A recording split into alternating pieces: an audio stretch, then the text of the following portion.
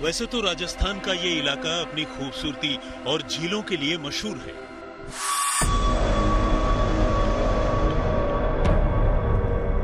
लेकिन इसी इलाके में एक ऐसी काली दुनिया आबाद है जो सबकी आंखों के सामने होकर भी किसी को नजर नहीं आती। और ये काली दुनिया है उन जिंदा इंसानों की जो जीते जी बेजान चीजों की तरह खरीदे और बेचे जाते हैं। ये दुनिया है बेटियों के बाजार की।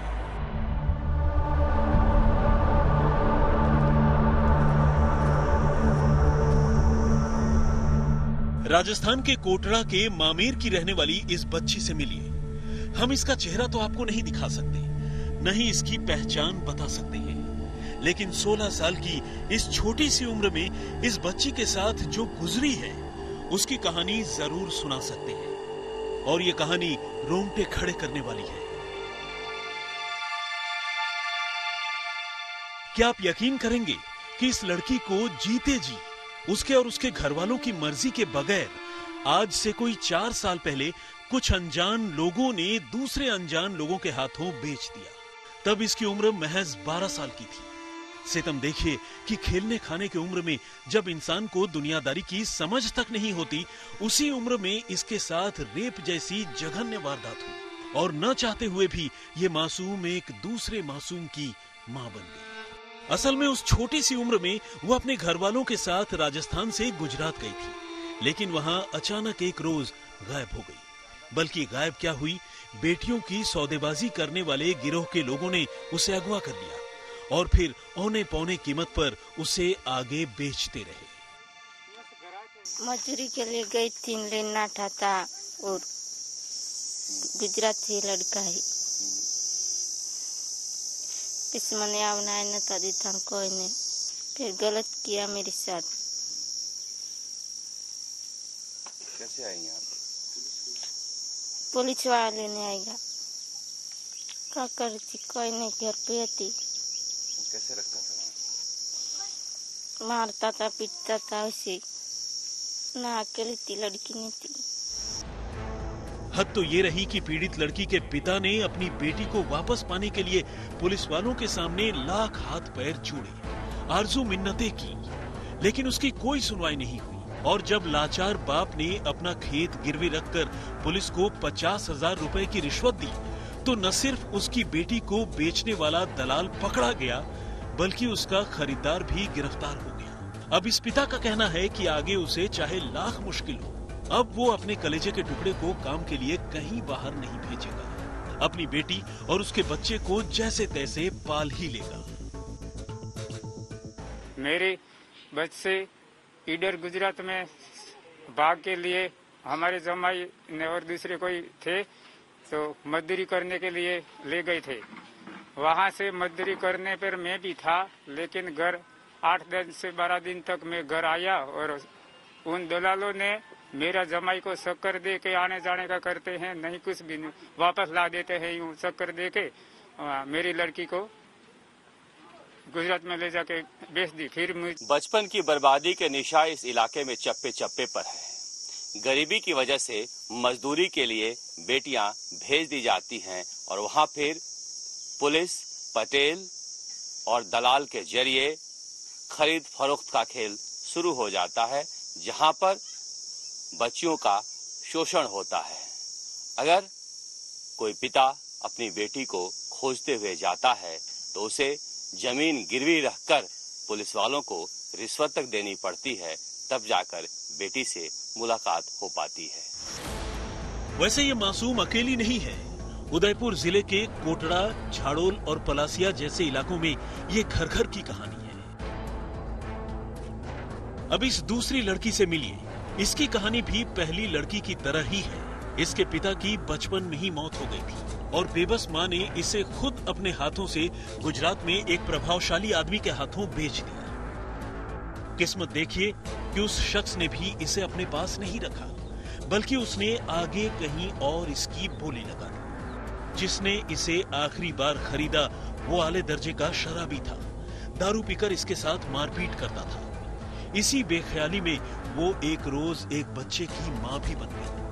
फिलहाल हालत ये है कि उसे खुद ही नहीं पता कि उसके बच्चे का पिता कौन है।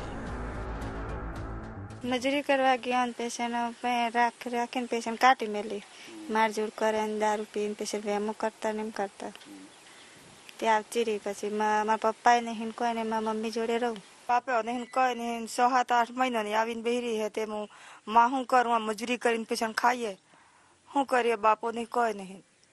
कैसे गई थी गुजरात? गुजरात तो ये तो पाग राखेलो હતો તે પેછણ મજૂરી કરવા ગયેલો હતો મજૂરી કરતો અહીંયા પેલા છોકરી પર ગઈ हाँ